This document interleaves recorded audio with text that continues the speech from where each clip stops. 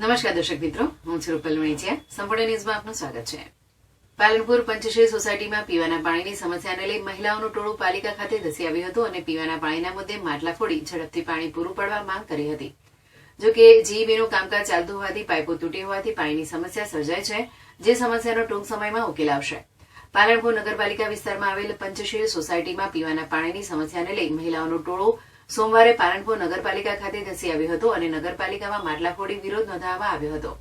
ત્યારબાદ પાણી પુરવઠા શાખામાં જઈ ઉગ્ર રજૂઆત કરી પાણી ઝડપથી છોડવા માટે તેમજ પૂરતા પ્રમાણમાં છોડવા માટે લેખિતમાં રજૂઆત કરી હતી. જ્યારે આ બાબતે પાલનપુર નગરપાલિકા પાણી પુરવઠા શાખાએ જણાવ્યું હતું કે જીઈબીનું કામકાજ ચાલતું હોવાથી ધરોઈની પાઇપો તૂટી હોવાથી પાણીની સમસ્યા સર્જાય છે, જેનું પાલિકા દ્વારા રિપેરિંગ કામ હાથ ધરવામાં આવ્યું છે.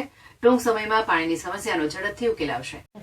ગણેશપરામાં પટેલોની સોસાયટી એ પોણી જાય ને એ કોઈ રાડ જ નથી. અમારે રાડ છે ને એવું કોઈ એમાં તપાસ કરવા સાહેબે પહેલાં કહી ગયા અમે આવીને પહેલાં બી આ પૈસા જ અમારે હતી. અમારા સંગાતમાં બેન બી એક હતા અહીંયા, એમને બી અમને સાથ આપ્યો હતો કે પાણી ના તો પાછા આવજો, પણ આવશે કરીને અમે ના આવ્યા. એક દાડો પાણી આવ્યું, જોવા બી આવ્યા કે હા પાણી નથી આવતું. થોડો દિવસ પાણી આપ્યું, પછી પાણી ના આપ્યું અમને.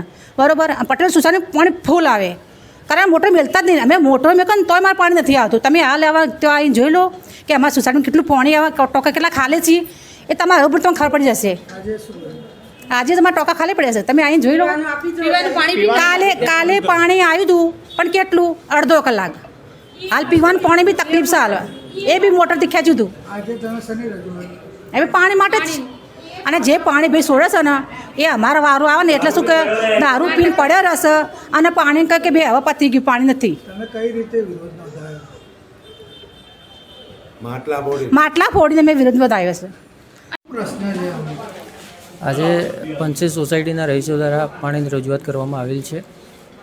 હકીકત એવી છે કે ધરોઈના પાણીની લાઈન ત્યાં તૂટેલ છે, એનું રિપેર કામ ચાલુ છે અને એમની સમસ્યાનો સ્થળ ઉપર આપણે રૂબરૂ જઈ અને પાણી એમને પૂરતા પ્રમાણમાં મળે એ રીતનું આપણે કાર્યવાહી કરીશું ટૂંક સમયમાં.